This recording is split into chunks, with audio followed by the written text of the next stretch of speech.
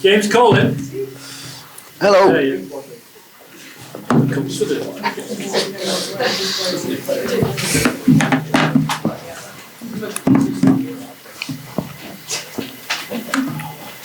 Cameras all good, yeah, at the back? All good, thank you. James, go ahead, please. Ben, well done, another thrilling England win at Headingley. How big a victory is that for you, and in the context of this series and momentum? Yeah, well, obviously really big in the context of the series. We know we needed to win this one to, keep our hopes alive of winning the Ashes. So, yeah, good win. What did you say to the guys just now? Now? In the changing room, yeah. Not a lot yet, to be honest. Just a lot of well dones and a lot of hugs and good work. We haven't wrapped up yet as a team. How key could that win be for the confidence, the belief? I know you'll say that confidence is always there, but just in terms of changing the narrative in this series. I think if you look at the first two games in terms of how tight they were, getting over the line in another tight game can sort of, I don't know, mentally sort of help, knowing that, another close game, but we've got over the line on this one because the first two didn't go our way. So you sort of, you flip it round and we didn't win this one, but it was tight again. You're sort of like, it's just not meant to be. But yeah, like obviously we over the moon that we've won this one, but it's just the start of what we know we need to do. And Wood and Woakes come in, perform. A good selection headaches as you look to Manchester? Yeah, it's always good having selection headaches as a squad and as a team. But look, we obviously went with Woody and Woakesy this game, and when you make some changes, and Mo back into the team as well, so when you make changes and those guys come in and make an impact at different points throughout the game, you obviously give yourself a little pat on the back and say well done. But look, I think Woakesy being out of the team for such a long period of time to come back in and perform in the way that he did, both with ball and with bat, seeing Woody running in like he does, big smile on his face and enjoying every moment out there was great. And I said before the series started that I decided to go with Mo back into the squad because of his impact he can have on games, and I played a lot of games with him and I know the impact he can have on his best days. And you look at that little spell yesterday with 15 minutes when he took the wickets of Manus and Steve, that was a huge point in the game. And that's like Mo as a cricketer. You bring him into a team and you want him to be impactful with the ball and bat, and he certainly was with the ball this game.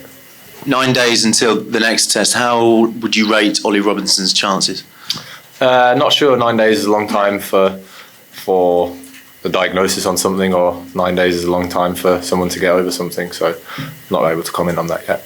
And your knee, you didn't bowl here, but how would you feel you'll be able to pull up in Manchester? I know it's hard to say, but do you feel like you want to bowl in that test?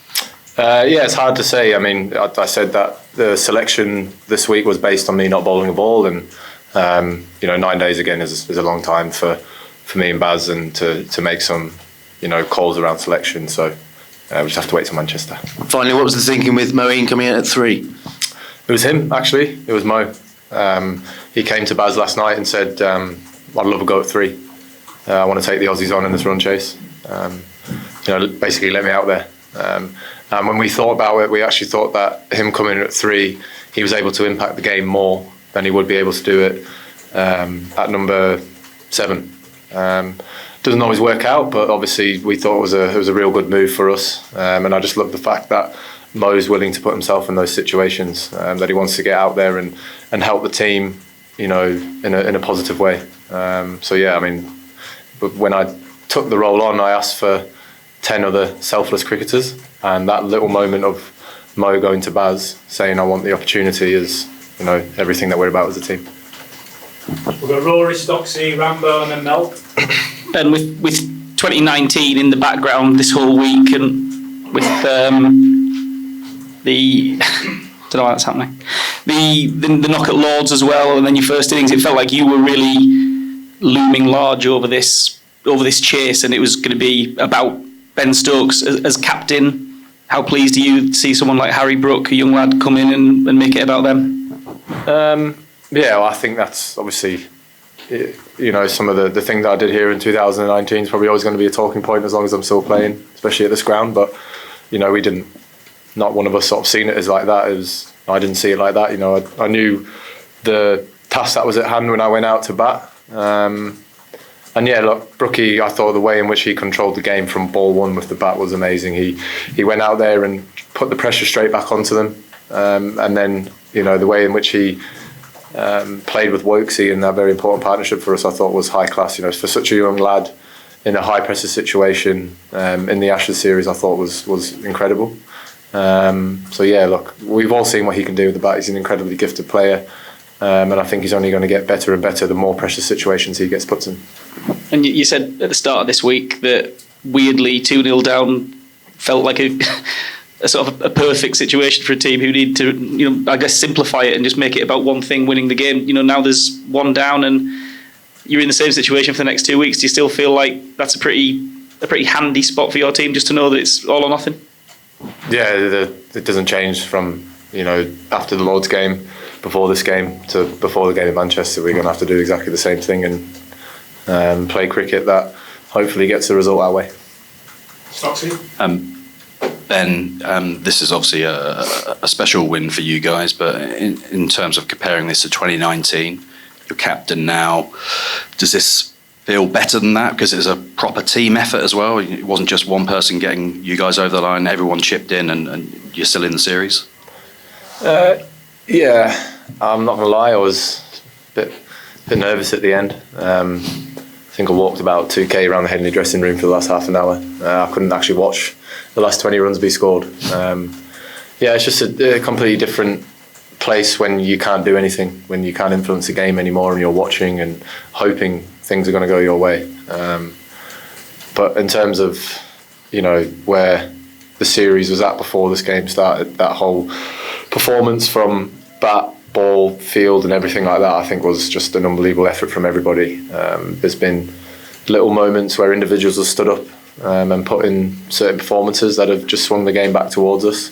Even little things like Woody's knock the other day, where he got 26 off 8 balls, was a massive momentum swinger for us. So you can look back on that game and look at certain individuals, the performances they put in, which has all led to us being here as the winning team today. And you guys have achieved some pretty special things over the last year or so, but given what was on the line today, is this your most satisfying win as captain? That's me after the last test. Got a few to get through, so one each going forward. Then Mel. Been a lot of comparisons obviously to 2019, but then you went on to Manchester after that and the series was decided. Is there things that you learned from that game so you can take the momentum of this win into a match that's more than a week away? No, I remember going to Manchester in 2019 and actually saying the complete opposite. So we have to park everything that happened at Headingley, all the noise that was around that game. We got over the line, but we know that the job at hand in front of us is way more important than what's been said and what's been done. And it will be the same again in Manchester. That, albeit another great game of cricket, and we've kept the series alive at 2-1. Then we just have to park everything from this week, but also continue in the way in which we play. Because I said last week after Lords that we find ourselves in the perfect position with the way in which we play cricket. Mel, go ahead. Just on the different times that you decide to attack and decide to absorb, which you've spoken about a bit, that was a remarkable, especially to this afternoon, the absorbing that those guys did. Do you feel that you got those times right throughout this test? Throughout the whole game? Yeah. With ball and bat? Yeah, I think so. Look, we've obviously got plans as a bowling unit to certain individuals of the Australian batting lineup, and look, it's when Mitch Marsh comes out and plays a knock like that, it's sort of, makes you sort of not second guess, but maybe think, could we try something else? But sometimes, when someone gets the better of you like that, you just got to hold your hands up and just say he had his day out. And credit to Mitch, he played an unbelievable knock. It was very hard to bowl to, and it was very hard to set consistent plans to. That's the type of player he is.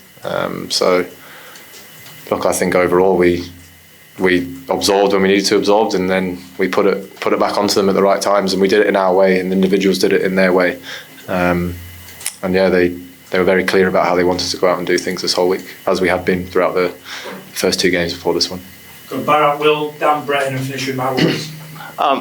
Ben, you spoke about wanting selfless cricketers, but can you just talk about captaining a player like Mark Wood? It looks like every time he runs into ball or has a bat, he does it like his life depends on it. Just a joy of captaining a player like that. Yeah, it's great. I've known Woody for 16 years now. He's never changed since he was a kid. He's always been the type of person that he is, that you see out on the cricket field and when he sits here and talks to you guys. And he just loves playing cricket for England. He loves playing cricket, full stop. Whenever he's got the ball in his hand, you'll see him give everything he possibly can, whether he's fresh, whether he's tired, whether he's coming back for a 4 spell in the day. He just keeps running in and running in and running in. And even with the bat, he's willing just to take it on. And having players like that is obviously, just great, not only for me, but I think also for the team, because he just brings us this energy and excitement, especially when he's got the ball in his hand. I think everyone watches him bowl because of just what he does with the ball. He's got a very special gift and talent. I'm not sure how, because he's about 4 stone wet through. But yeah, he's a special cricketer, and we're very lucky to have him. Will? Ben, do you think the Mo experiment could be seen again in this series, or do you think you could card him at 3 and start a game with him there? Because obviously it did help a little bit today with Harry Brook coming in at number 5 and then playing so well. It was more situation. The thought was more about the situation in which we found ourselves in. It was a very, as I say, it was last night. Mo made the comment to Baz, and Baz really liked it, and I really liked it. It wasn't really on my radar, to be honest, but when it was a thought, we both, all 3 of us really liked it, and we went with it. Dan? Ben, I just wanted to ask you about what you thought of the pitch. Quite different kind of cricket was able to be played on this surface relative to the first 2 tests, and I suppose how satisfying it was to beat Australia, and I suppose win a few big moments in those sorts of conditions when they've got a strong pace attack. I thought it was a really, really good test wicket. There was always pace in the wicket for the bowlers, and as a batter you felt if you got in you could score. The outfield is ridiculously fast here, but no matter what, you always felt if you were putting the ball in a good area, you always felt in the game behind the sticks as a slip fielder. And yeah, I just thought it was a brilliant game, and it I think largely factory to the wicket, which was produced here at Headingley this week. So you've got to give big raps to the guys here. They did a fantastic job. Even the little things like yesterday with the rain and stuff like that, the way in which they hustled around to keep the ground fit to still be able to play was a great effort from them. So yeah, thanks to the Headingley ground staff. Mike, we'll finish with Scott. Ben, did the atmosphere here stay the right side of the line at all times as far as you're concerned? And would you like more of the same at Old Trafford? Say the what? Did the atmosphere in the crowd stay the right side of the line here with all the booing and so on? And would you like more of the same at Old Trafford? I don't think I can be in a position to say how people come and watch us play. I've got asked this question a lot. We've been to Australia a few times myself, so yeah. Scott, last one, please. Ben, Pat came in here and said that he feels Australia still haven't played their best cricket in this series. Do you feel like England have now played their best cricket, or is there still a fair bit in front of you? Sorry, I just crossed that last bit. So, do you feel like you've played your best cricket now in this series, or is there still a bit in front of you? I still think we can be better. And no one.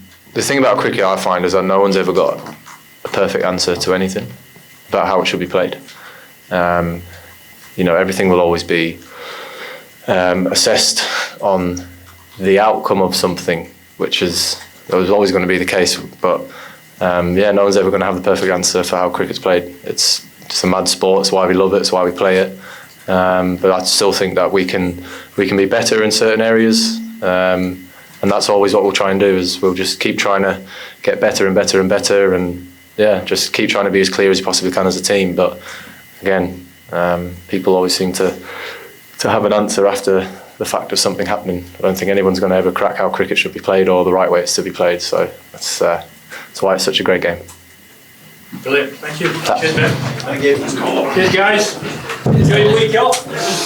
Recharge. We'll see you next year.